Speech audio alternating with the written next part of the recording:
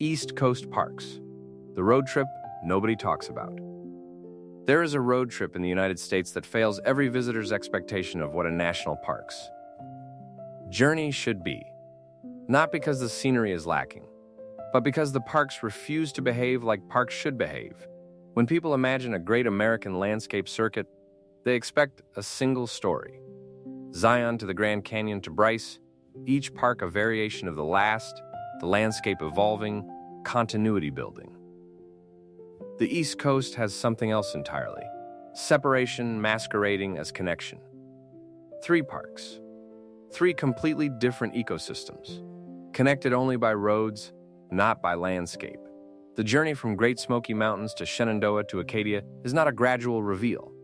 It is a series of contradictions that most visitors never notice because they visit one park at a time. This is the East Coast road trip nobody talks about, not because it isn't there, but because it doesn't match the story we expect to tell. The problem with Eastern geography.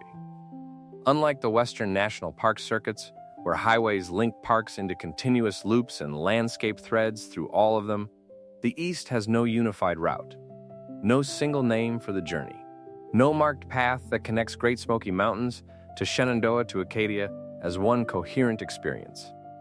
The distance between Great Smoky Mountains National Park, 6,643 feet, stretching across Tennessee and North Carolina, and Shenandoah National Park in Virginia, is 412 miles. That journey passes through 12 towns, 4 major highways, and countless developed areas.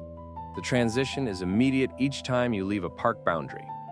From Shenandoah to Acadia on Maine's rocky coast, the distance expands to over 500 miles.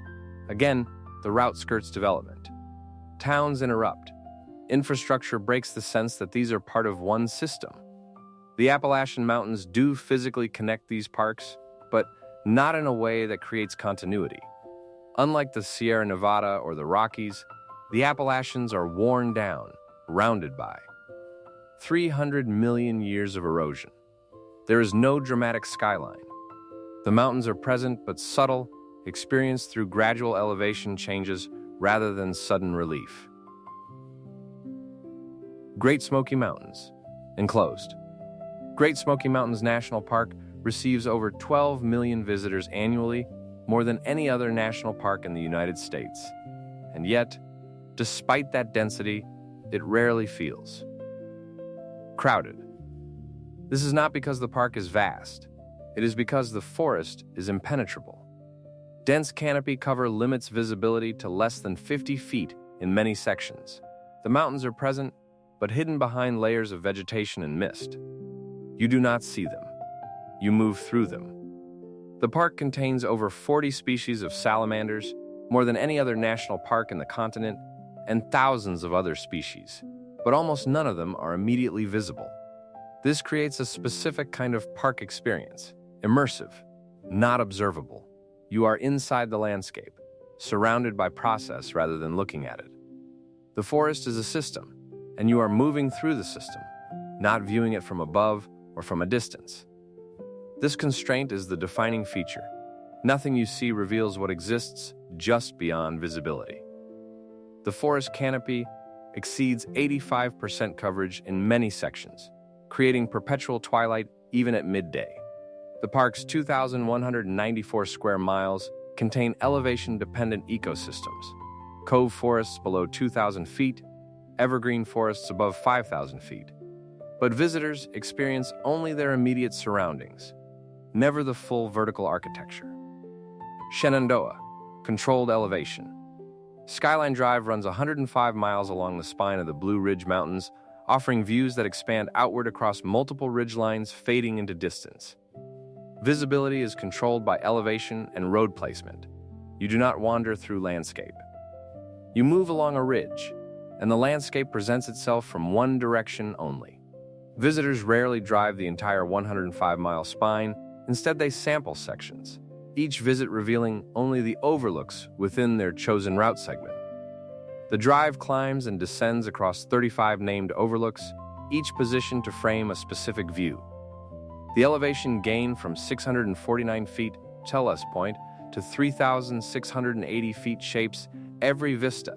The higher the road, the further the views extend across multiple ridgelines. At the lowest elevations, views are constrained to immediate surroundings. At the highest, they expand outward, for miles. The park is narrow in some sections, barely 1.5 miles wide from boundary to boundary. This means access is limited. Everything significant in Shenandoah exists within reach of Skyline Drive. Venture beyond, and you are off-trail, unguided, in a much less visited version of the park. The experience feels expansive, the views are genuine, and scale is real. But that openness is an illusion. It is controlled by the road, by the specific elevations where the road exists, by the directions you are allowed to face. You see outward, but not around. The landscape is visible, but only from one angle. The rupture. Development. Between Smoky Mountains and Shenandoah, between Shenandoah and Acadia, lies over 400 miles of developed landscape. Towns, highways, agricultural land, suburbs extending from cities. What exists is not a gradual transition from park to park. It is a rupture. The I-81 corridor alone runs 437 miles and funnels continuous traffic through the Appalachian Valley, from Knoxville to Tennessee's northern border, then through Virginia and West Virginia, a straight line that crosses the gap where wilderness once flowed continuously. This is not a narrow passage. It is a full highway system with truck traffic, commercial development, and commuter routes that dominate the landscape. You leave Shenandoah National Park and enter I-81. You leave Blue Ridge and enter Appalachian highway culture. The transition is immediate enough to break any sense that you are moving through a connected landscape. Each park ends. Development begins. Then another park starts. This is the defining characteristic of the East Coast road trip that Western circuits do not have. In Utah, driving from one park to another keeps you in a coherent landscape. Similar rock, similar climate, similar vegetation. On the East Coast, you are repeatedly removed from wilderness and placed back into developed systems. Acadia, coast reshaping. Acadia National Park represents the northern terminus of this East Coast circuit, and it introduces an entirely different system. Here, land and ocean are not in balance. The coastline is actively being reshaped. Waves carved into Acadia's granite cliffs continuously.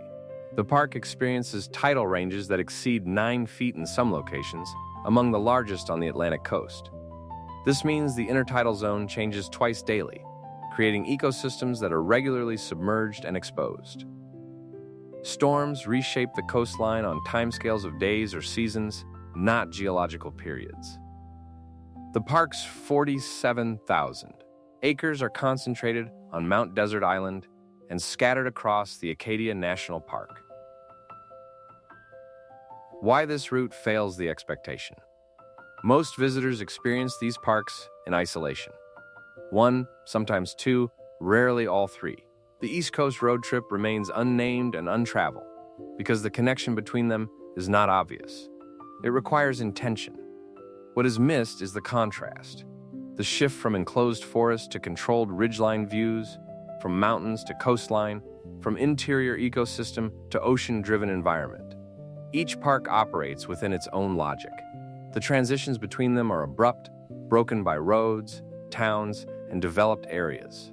The road trip across eastern parks does not reveal one continuous landscape.